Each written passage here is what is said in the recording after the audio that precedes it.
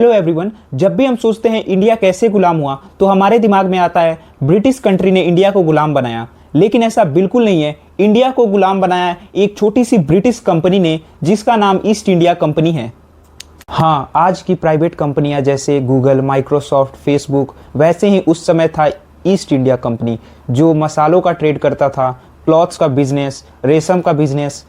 और उस समय इस कंपनी का टर्नओवर सिर्फ और सिर्फ 68,000 पाउंड था। इंडियन करेंसी में देखा जाए तो 84 लाख रुपीस अप्रॉक्स होता है और उसके शेयर होल्डर्स 125 लोग ही थे।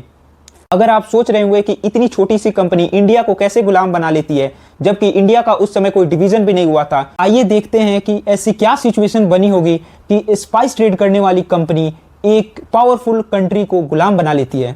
इस कहानी की शुरुआत होती है 1599 से, जब मसालों का बिजनेस पीक पे था और उस समय काली मिर्च यानी ब्लैक पेपर को ब्लैक गोल्ड से कंपेयर किया जाता था। उस समय डचों का स्पाइस ट्रेड पे पूरा कंट्रोल था। वो पूरे देश के साथ साथ ब्रिटेन पे भी स्पाइस ट्रेड करते थे और हर कुछ साल बाद डच मसालों और रेशमों पे पैसे बढ़ा देते थे। इन सब चीज़ों को देखते हुए ब्रिटिश ने अपना ट्रेड स्टार्ट करने का डिसीजन लिया और इन लोगों ने 125 शेयर होल्डर्स के साथ मिलकर ट्रेड की बात करने के लिए ब्रिटेन की क्वीन एलिजाबेथ के पास जाकर अप्रूवल मांगे, क्योंकि बिना अप्रूवल के वो कहीं भी ट्रेड नहीं कर सकते थे। और फिर एलिजाबेथ ने 13 दिसंबर 1599 को एक रॉयल चार्टर दे दिया जिससे वो किसी भी देश में ट्रेडिंग कर सकते थे। आमतौर पे बोला जाए तो इन्हें एक ट्रेडिंग लाइसेंस मिल गया था जिससे वो अपने सामानों को एक देश से दूसरे देश में आयात निर्यात कर सकते थे। ये लाइसेंस बस 15 सालों के लिए ही दिया गया था और एक स्पेसिफिक जगह डिसाइड करके दिया गया था जिसका नाम ईस्ट इंडीज है और ईस्ट इंडीज के एरिया में ही वो ट्रेड कर सकते थे और इस एरिया के नाम पे ही इनके कंपनी का नाम ईस्ट इंडिया कंपनी हुआ। और अगर आपसे कोई क्वेश्चन करे कि ईस्ट इंडिया कंपनी का नाम ईस्ट इंडिया कंपनी ही क्यों पड़ा, तो आप इसका अब सही आंसर दे सकते हैं।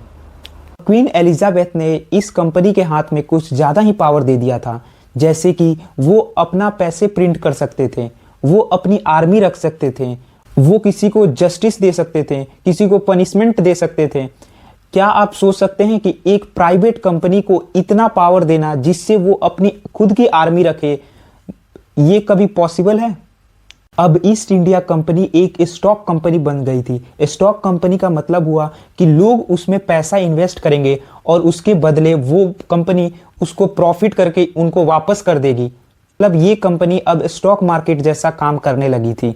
अब इनका एक ही एम था कि इन्वेस्टर्स को कैसे भी करके प्रॉफिट देना है, उसके लिए कोई भी हद क्यों ना पार करना पड़े, कोई भी इलीगल काम क्यों ना करना पड़े, वो बस एक ही उनके मकसद था कि वो प्रॉफिट करके इन्वेस्टर्स को दें।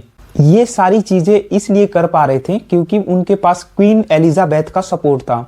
अब ईस्ट इंडिया कंपनी ट्रेडिंग के लिए इंडोनेशिया की तरफ गई, लेकिन उस समय डच और पोर्चुगीज का दबदबा वहां पे पूरा बरकरार था। इन चीजों को देखते हुए ब्रिटिश को खाली हाथ वापस आना पड़ा।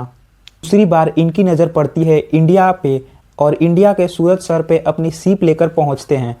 उस समय मुगलों का शासन पूरे इंडिया पर था और 40 लाख मुगलों की सेना देखकर ब्रिटिशों को ये तो समझ में आ गया था कि इनसे लड़ना बेवकूफ़ी होगी, इसीलिए इन लोगों ने फ्रेंडशिप करने के लिए ट्राई किया। नेक्स्ट वीडियो में देखेंगे ऐसे कौन कौन से प्लान बनाए जिससे कि पूरे देश को अपने अंडर में ले लिया। ओके, फिर मिलते हैं नेक्स्ट पार्ट में।